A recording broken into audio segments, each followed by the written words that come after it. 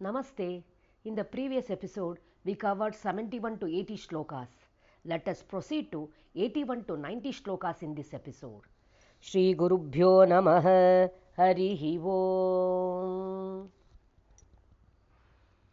Para Pratyakchiti Rupa Pashyanti Paradevat Madhyama Vaikari Rupa Bhakta Manasahamsika Kameshwar ಪ್ರಾಣನಾಡಿ ಕೃತಜ್ಞ ಕಾಮಪೂಜಿತ ಶೃಂಗಾರರಸ ಸಂಪೂರ್ಣ ಜಯ ಜಾಲಂಧರ ಸ್ಥಿತ ಓಡ್ಯಾಣಪೀಠ ನಿಲಯ ಬಿಂದು ಮಂಡಲವಾಸಿನಿ ರಹೋ ಯಾಗಕ್ರಮಾರಾಧ್ಯ ರಹಸ್ತರ್ಪಣತರ್ಪಿತ ಸದ್ಯ ಪ್ರಸಾದಿನಿ ವಿಶ್ವಸಾಕ್ಷಿಣಿ ಸಾಕ್ಷಿವರ್ಜಿತ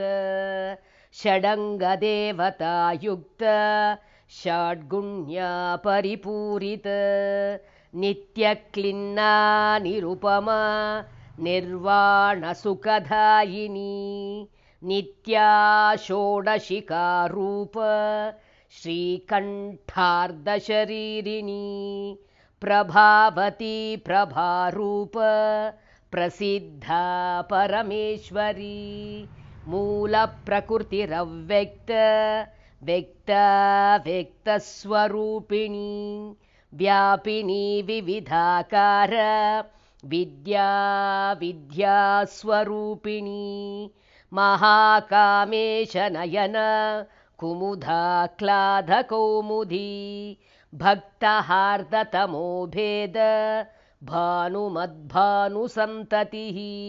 ಶಿವದೂತಿ ಶಿವಾರಾಧ್ಯ ಶಿವಮೂರ್ತಿ ಶಿವಂಕರಿ ಶಿವಪ್ರಿಯ ಶಿವಪರ ಶಿಷ್ಟೇಷ್ಠ ಶಿಷ್ಟಪೂಜಿತ ಅಪ್ರಮೇಯ ಸ್ವಪ್ರಕಾಶ ಮನೋವಾಚಾಮಗೋಚರ